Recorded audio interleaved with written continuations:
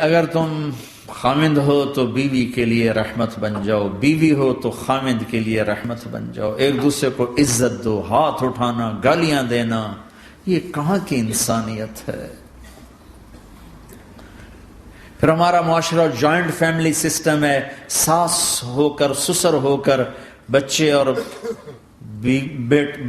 بچی کی زندگی میں اتنا داخل ہو جانا کہ ان کی زندگی کو برباد کر دینا، یہ میرے پورے معاشرے کا ایک سلگتا ہوا، ایک جلتا ہوا، ایک دکھ دیتا ہوا، یہ ایک اتنا بڑا روگ ہے کہ میں کتنے ہی آنسو بہاؤں تو میں اس غم کا حق نہیں ادا کر سکتا جو ہر گھر میں لڑائی ہے۔ ساس اور سسر کا بے جا دخل بچی کی زندگی میں، اس نے گھروں کو آگ لگا دی ہے۔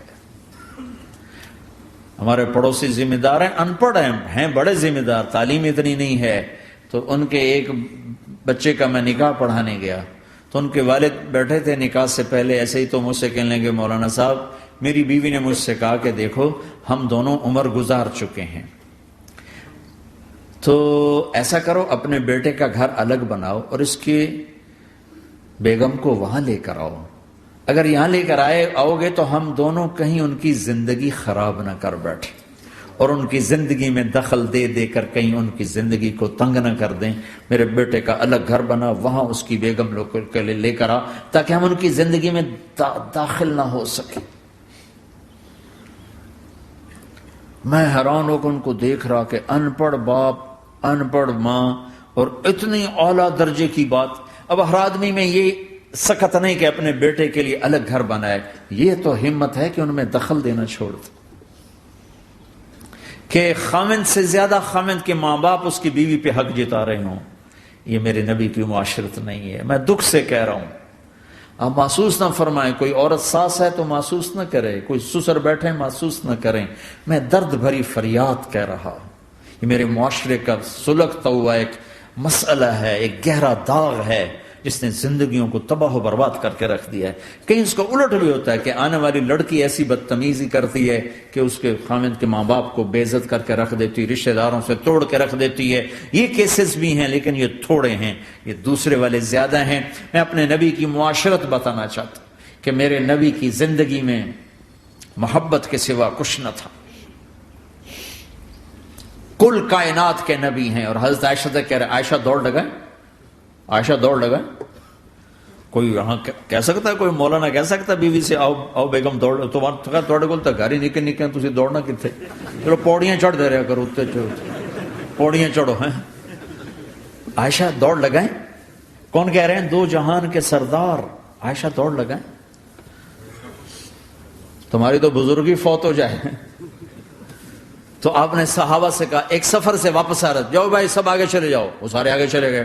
جب وہ نظروں سے غائب ہو گئے، عائشہ آؤ دوڑ لگائیں، دونوں نے دوڑ لگائی۔ حضرت عائشہ فرماتی میں آگے نکل گئی، کچھ سال گزر گئے تو میں ذرا موٹی ہو گئی، تو ایک سفر سے واپس آ رہے تھے، آپ نے کہا صحابہ سے چلو بھائی آگے، سارے صحابہ آگے چل کے غائب ہو گئے، کوئی نظر نہیں آ رہا، تو پھر آپ نے کہا عائشہ دوڑ لگائیں۔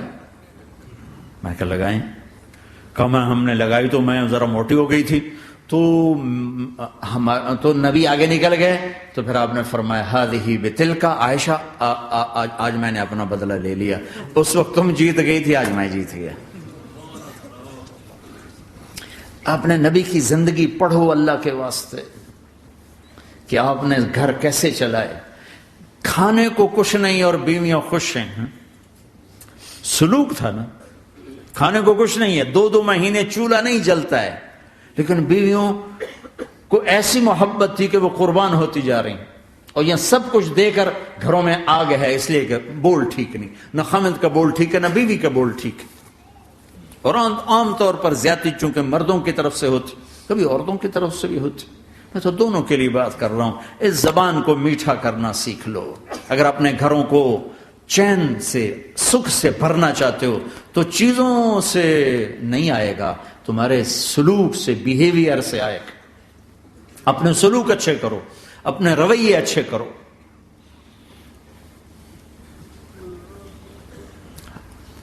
مسجد نبوی میں حبشہ کے لوگ، ایتھوپیا، وہ کر رہے تھے چھوٹے چھوٹے خنجر، اس کے ساتھ نا وہ رقص کر رہے تھے.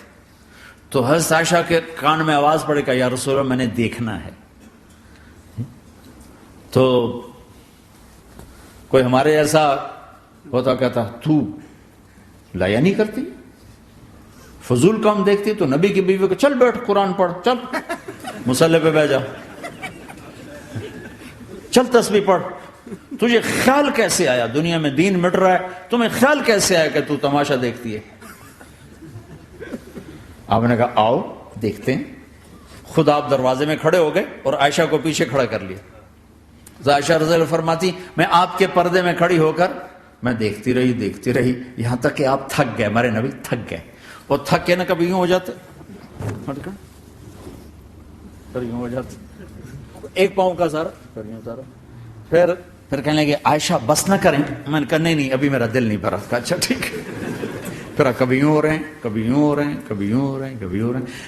حضرت عائشہ کہتے ہیں جب میں نے کہا بس، پھر آپ واپس آ. یہ میرے نبی کی زندگی ہے. تم لان تان سے زندگی بنانا چاہتے، ساس سسر بہو پر بیٹے سے بھی زیادہ حق جتانا چاہتے. یہ عام معاشرے کی بات بتا رہا ہوں کہ بہت تباہی ہے. میں تو مسائل سن میں نے تو اب اس دفعہ یہ ارادہ ہے کہ اب میں فون چھوڑ دوں گا، نہیں رکھوں گا، کہ میرے اندر ہمت ہی نہیں رہی کہ میں گھروں کے مسائل، میرا کلیجہ پھٹنے کو ہو. ایسے ظلم ہیں. ہمارا سسرالی معاشرہ بڑا ظالم ہے، بڑا ظالم. 99.99% ظلم ہے. رات کو آسانی کر دی، کھاؤ پیو. پہلے جب روزہ شروع ہوا تو ہر شے حرام ہوگی، بیوی بھی حرام ہوگی، خامد بھی حرام ہوگی، ہر شے حرام ہوگی. ایک دو واقعات اس طرح اوپر نیچے آئے کہ میرے رب نے سارا نظام بدل. ایک اور بدو آ گیا، یا رسول اللہ میں تو مارا گیا. آپ نے کہا کیا ہوا؟ کہ میں روزے کی حالت میں بیوی کے پاس چلا گیا. آپ نے کہا اچھا تو غلام آزاد کر. کہ میں غریب بندہ کہاں سے غلام آزاد کروں؟ آپ نے کہا تو پھر 60 مسکینوں کو روٹی کھلا. کہنے کا میں آپ مسکین ہوں، میں کتوں روٹی کھواؤں؟